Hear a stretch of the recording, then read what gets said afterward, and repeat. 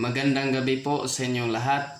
Ako po si Bishop Godofredo Reyes, Bishop of the Church, the Body of Christ, and at the same time, the General Secretary of this religion. Narito po ako upang ibigay sa inyo ang bago nating tatalakayin na mga salita ng Diyos o topic na ang mga miyembro sa Church, the Body of Christ, kung Iglesia ang lawas ni Kristo, ay hindi na taga sanlibutan. At sa lahat ng mga vloggers na nagsusuporta sa isang munting bahay namin sa Church, the Body of Christ po, magandang gabi po sa inyong lahat. God bless po at sana ay subaybayan nyo po ang bagong videos na naman natin. Itong video na nagsasabi, ang mga miyembro sa Church, the Body of Christ ay hindi na taga sanlibutan. Yan, totoo nga ba, mga kapatid? Subaybayan natin ang banal na kasulatan po. Sabi po dito, nagsasabi ba ang Panginoong Hesus na siyang Kristo sumasailalim sa kanya ay hindi na para sa mundong ito? Subaybayan po natin ang talata mula kay Apostol San Juan, Kapitulo 17, versikulo 14 hanggang 16 po, mga kapatid.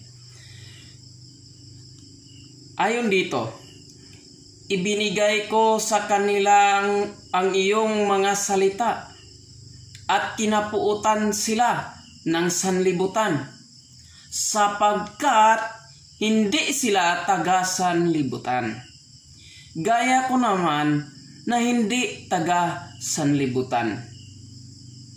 Sa verse 15, hindi ko idinadalangin na alisin mo sila sa sanlibutan, kundi ingatan mo sila mula sa masama. At sa verse 16, hindi sila taga sanlibutan, na gaya ko naman na hindi taga sanlibutan. Ano raw mga kapatid, ang mga sumabaybay at saka lalo na sa Church, the Body of Christ, ay hindi na taga sanlibutan. Yun ang ibibigay at ilalagay sa ating puso't isipan, mga kapatid, na kung kasama na kayo sa Church, the Body of Christ, hindi na tayo o hindi na kayo mga taga sanlibutan po.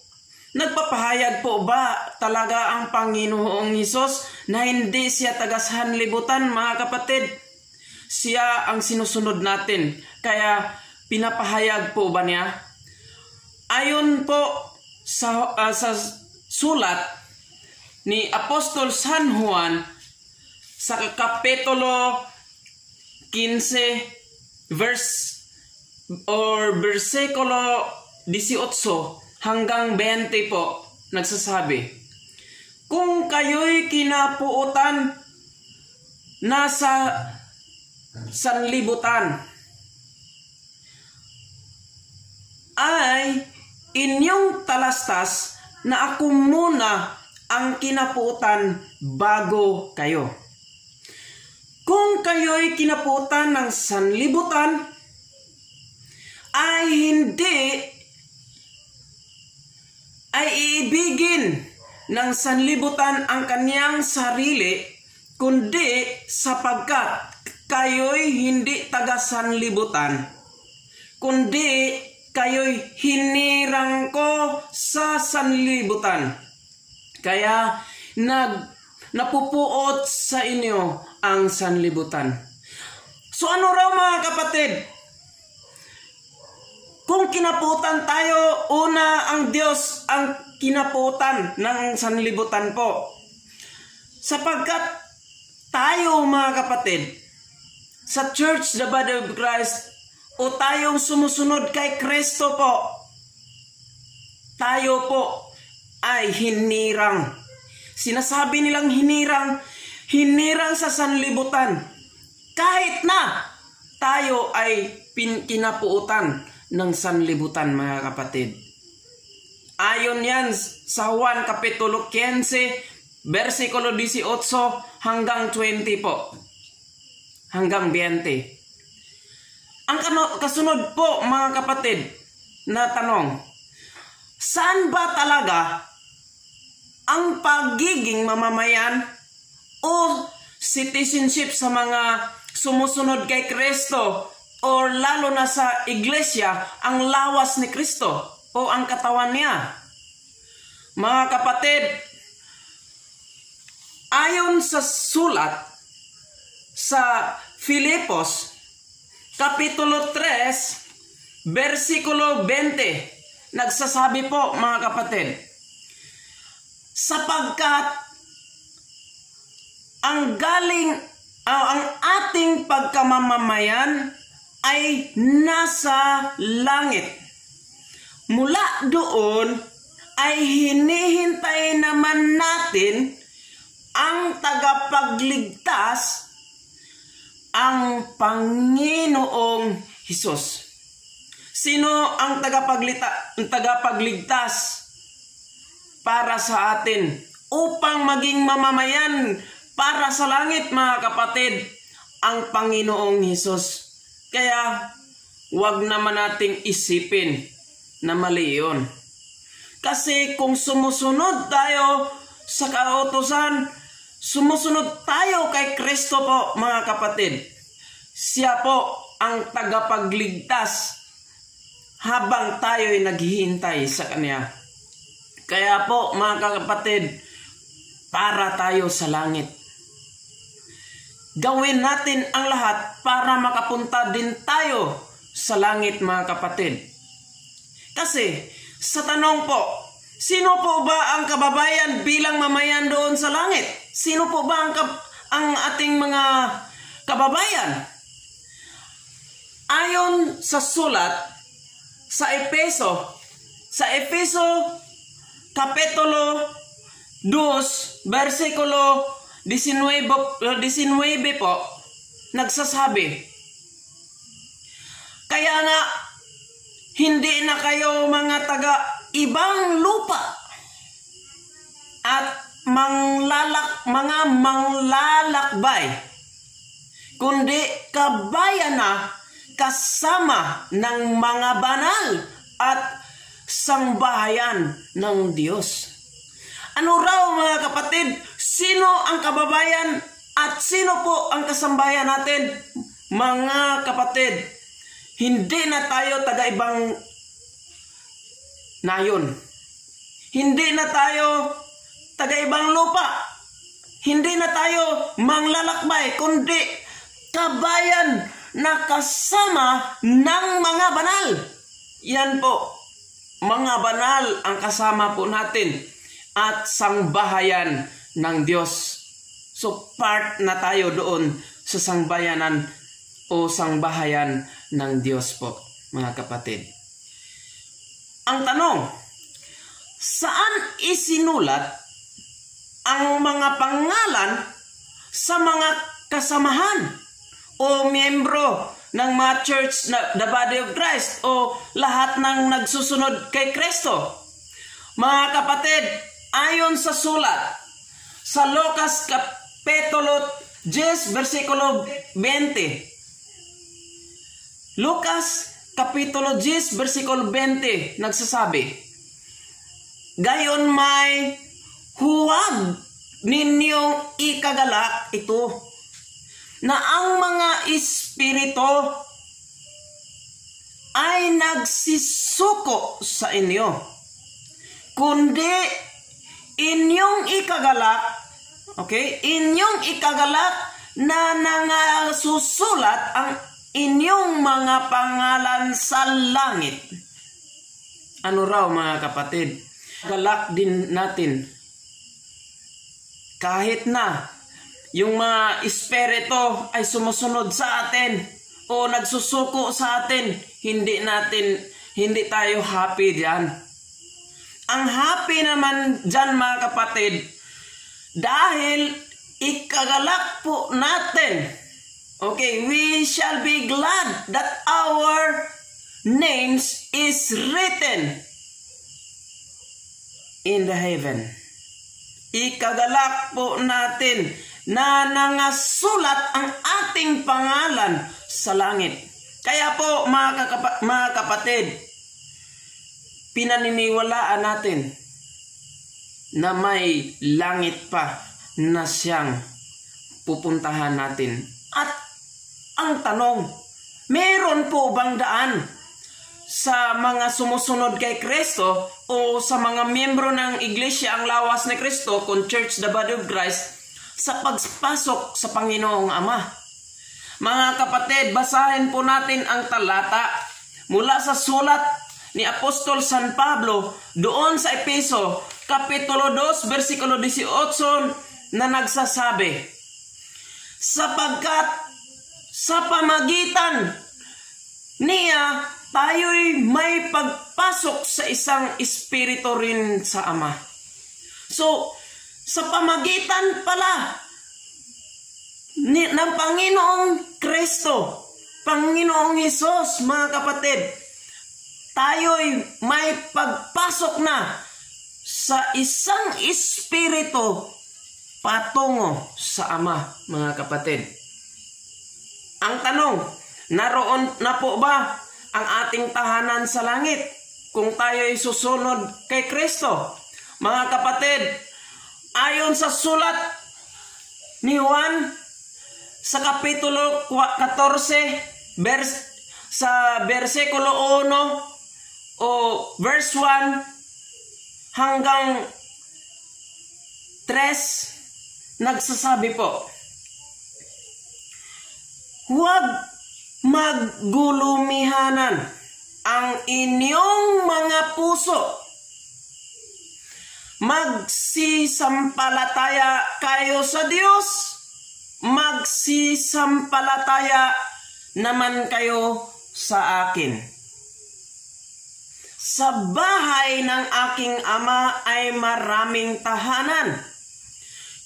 Kung di gayon ay sinabi ko sana sa inyo, sapagkat ako'y paroroon upang maghanda, sapagkat ako'y paroroon upang ipaghanda ko kayo ng dakong kalalagyan. At kung ako'y pumaroon at ako'y ipaghanda ng kalagayan, ay muling paririto ako at kayo'y tatanggapin ng aking sarili upang kung saan ako naroroon, kayo naman ay dumuon. So ano raw mga kapatid? Nasaan o naroon na ba ang ating tahanan doon sa langit?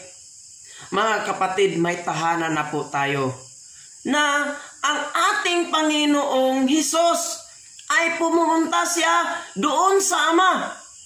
At ang kanyang ginagawa doon ay naghanda siya ng ating kalalagyan upang tayo'y pumaroon, sapagkat siya ay naghanda na ng kalalagyan at siya ay muling paririto sa atin at tayo'y tatanggapin sa Kanya, na kung saan ang Panginoong Hesus, doon din tayo mga kapatid. Ang tanong, doon ba tayo ililipat sa kaharian ni Kristo? Baka po sa iba. Hindi yan pwede mga kapatid. Dapat babasahin po natin ang ibang talata. Sa Kolosas, Kapitulo 1, versikulo 13 po, na nagsasabi, na siyang nagligtas sa atin sa kapangyarihan ng kadiliman at nalilipat o naglipat sa atin sa kaharian ng anak ng kaniyang pag-ibig. Ano raw mga kapatid? Doon ba tayo ililipat sa kaharian ni Kristo?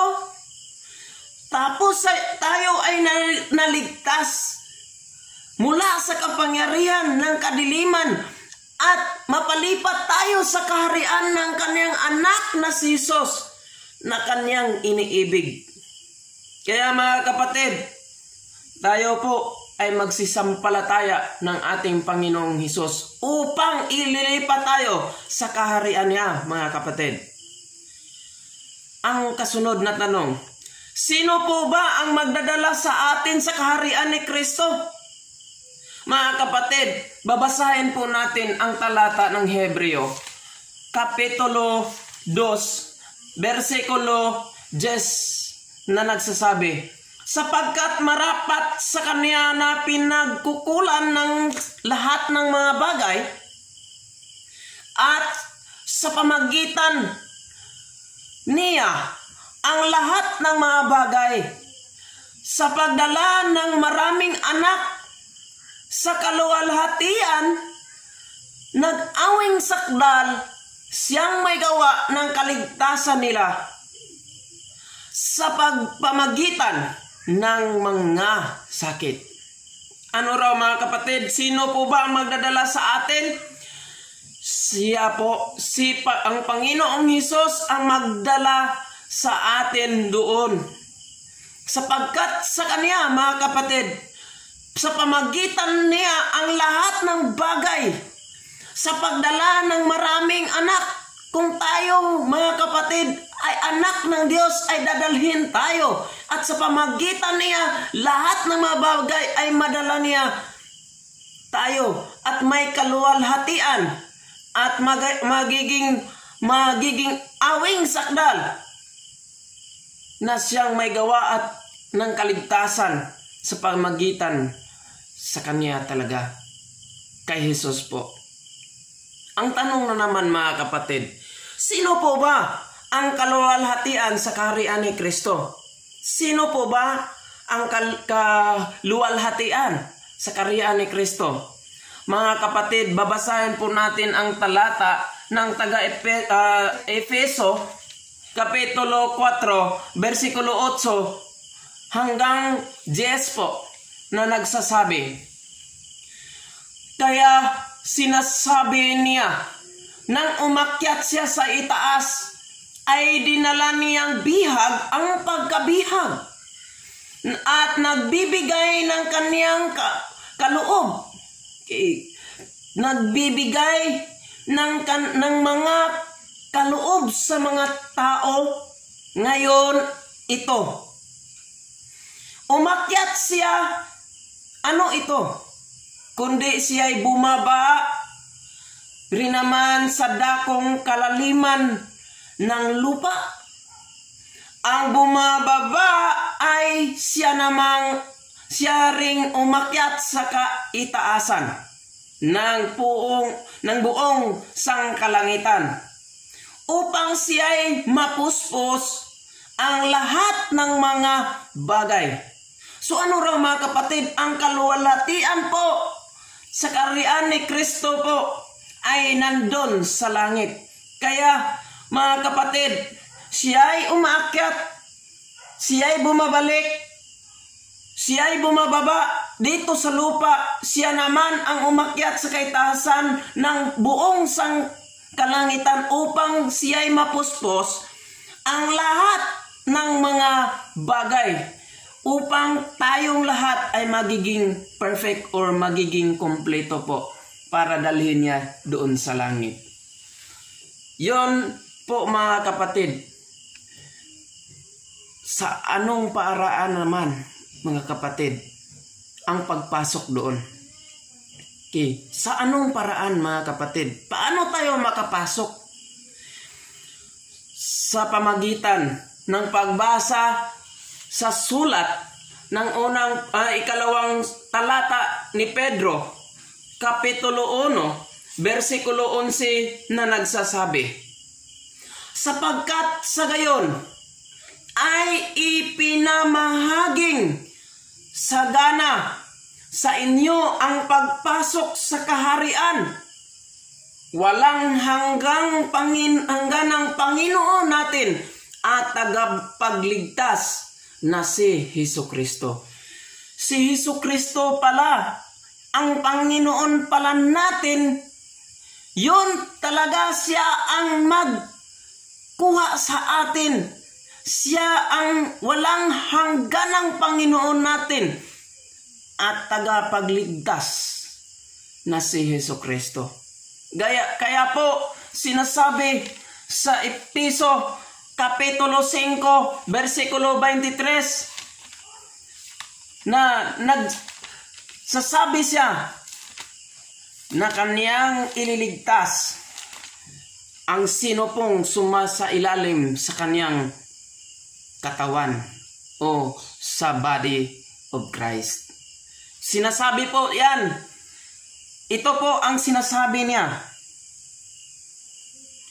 Efeso 5:23. For the husband is the head of the wife, even as Christ is the head of the church, which is his body, and he is the Savior of his body, which is the church. So yun po, si Kristo, siya po ang tagapagligtas sa kaniyang katawan, or he is the Savior. He himself is the Savior of his body, which is the church. Kaya po, para tayo sa langit. Kung andyan tayo sa iglesia, ang katawan ng Panginoong Hesus, o sa church, the body of Christ, meron po tayong tagapagligtas, ang ating Panginoon. Kaya po, magsisampalataya tayo sa ating Panginoon upang tayo'y pumaroon sa langit. Hanggang dito lang po. Maraming salamat po sa inyong pakikinig. Sana po ay mag-subscribe kayo, mag-like, mag-comment po sa comment section kung meron po kayong gusto.